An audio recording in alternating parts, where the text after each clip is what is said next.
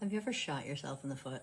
I'm Trey, and today I want to talk to you about the idiom to shoot oneself in the foot.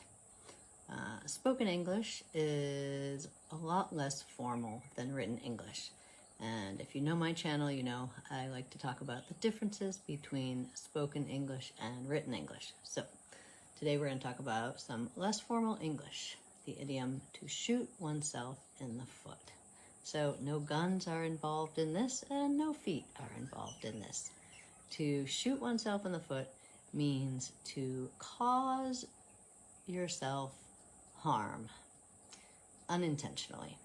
So if you shoot yourself in the foot, you do or say something that causes you harm or makes your situation worse than it is. Let's look at 3 examples for language learners. So first, if you make goals that are too big, too unmanageable, impossible goals, you're shooting yourself in the foot because you're setting yourself up for failure. And to set yourself up for failure is to guarantee that you will fail. So it's really important to set SMART goals. I'll put a link below to some information on how to set SMART goals, especially for English language learners. So don't shoot yourself in the foot by making goals that are too big. Make goals that you can measure, goals that you can actually achieve, even if they're just small goals. The second way you shoot yourself in the foot is by being so worried that you're going to make a mistake that you don't actually practice speaking.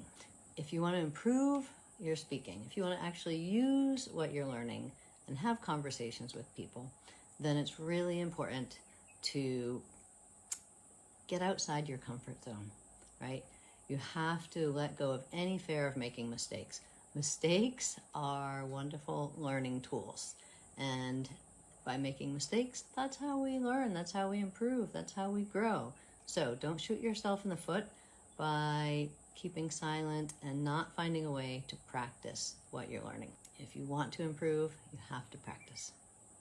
The third way that you can shoot yourself in the foot is by comparing yourself to others. And I am guilty of this too, right?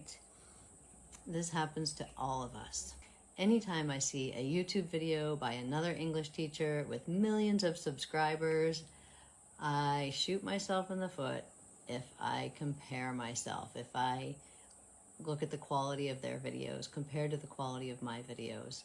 If I look at their likes, if I look at their subscribers, they've been making videos for over 8 years. Of course their videos are better. Of course they have more subscribers, more likes, more comments. I'm just beginning. So don't compare yourself to others because it's a sure way to shoot yourself in the foot and to not take the steps that are needed to make progress, even if it's small progress.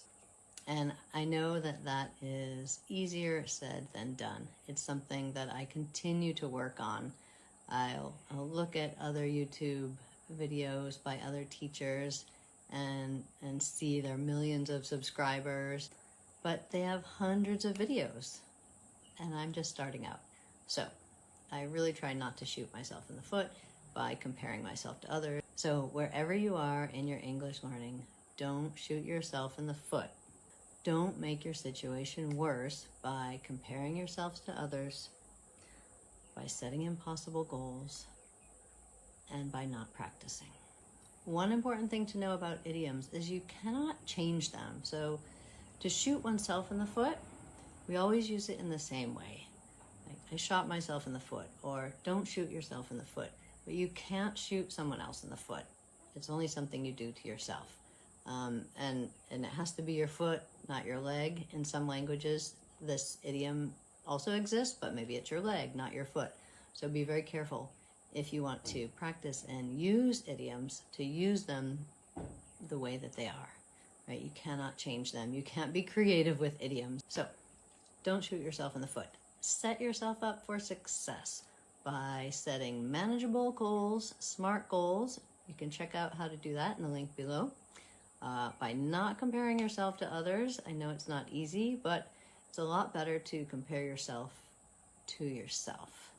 So if I look back at my first video that I made and some other videos, I've learned so much in just a short time. I still have a lot more to learn, but it's a lot better to compare yourself to yourself. If you're taking steps, you're steadily working towards a goal, that's how you can feel a little bit more positive about your progress.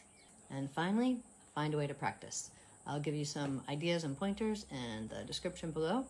So, have you ever shot yourself in the foot? Tell me in a comment below. That's all for now.